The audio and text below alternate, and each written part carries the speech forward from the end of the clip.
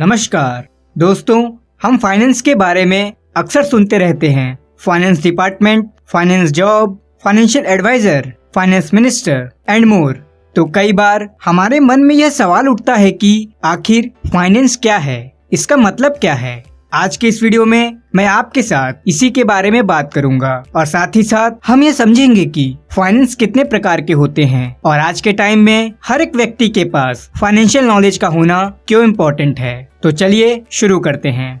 दोस्तों, वैसे तो फाइनेंस अपने आप में बहुत ही बड़ा टॉपिक है जिसे एक छोटे सी वीडियो में एक्सप्लेन करना पॉसिबल नहीं है, बट सिंपल तरीके से समझे तो फाइनेंस का मतलब पैसे के लेन देन से है। किसी भी व्यक्ति, कंपनी और गवर्नमेंट को काम करने के लिए पैसे यानी फाइनेंस की रिक्वायरमेंट होती है। कोई भी व्यक्ति, बिजनेस, ऑर्गेनाइजेशन या फिर गवर्नमेंट बिना पैसे के नहीं चल सकती। किसी भी वर्क, प्रोडक्शन, कंपनी या फिर बिजनेस को एक प्रॉपर वे में चलाने के लिए जिस फंड यानी पैसे की नीड होती है उसे हम फाइनेंस कहते हैं। दोस्तों, आपने समुद्र तो देखा ही होगा, फाइनेंस भी कुछ ऐसा ही है। पैसे के मामले में फाइनेंस भी समुद्र की तरह ही है। इसके बारे में जितनी जानकारी हो उतनी ही कम है। हम इसे जितनी जल्दी सीखें हमारे लिए उतना ही अच्छा है। अगर हम 30 से 40 की एज में अपने सारे सपने को पूरा करना चाहते हैं तो आज ही हमें इस फाइनेंस के नॉलेज को समझना होगा। जब हम किसी उद्देश्य या बिजनेस के लिए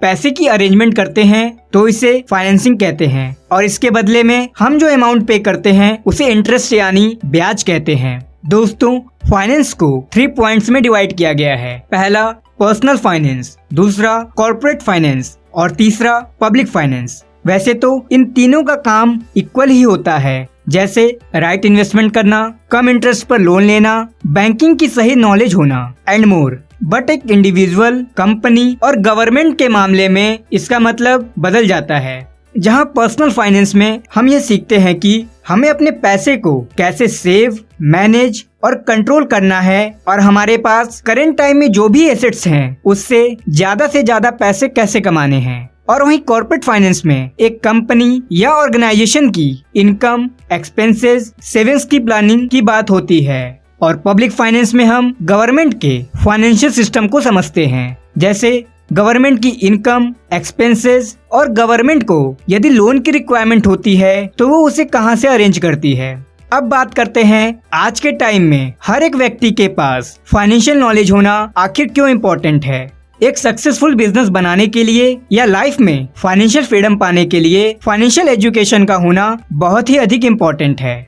आपने आज के टाइम में कई ऐसे लोगों को देखा होगा जिनकी कमाई तो लाखों में होती है, लेकिन फाइनेंस की सही एजुकेशन न होने की वजह से वह अपने कमाए हुए पैसे को सही तरीके से सेव, मैनेज और इन्वेस्ट नहीं कर पाते। वह एक तरफ तो मेहनत करके पैसे कमाते हैं और दूसरी तरफ वह पैसा खर्च होता जाता है। और वहीं कुछ लोग ऐसे होते हैं जो बहुत कम एज में ही अपने काम से रिटायर हो जाते हैं और वहीं कुछ लोग ऐसे जो बुढ़ापे तक काम करने के बाद भी अपने सभी सपने को पूरा नहीं कर पाते। तो इन दोनों में सबसे बड़ा अंतर फाइनेंशियल एजुकेशन का होता है। आपको एक बात हमेशा याद रखनी चाहिए, फाइनेंस की एजुकेशन रखने वाले कभी भी अपने पैसे को डायरेक्ट खर्च नहीं करते।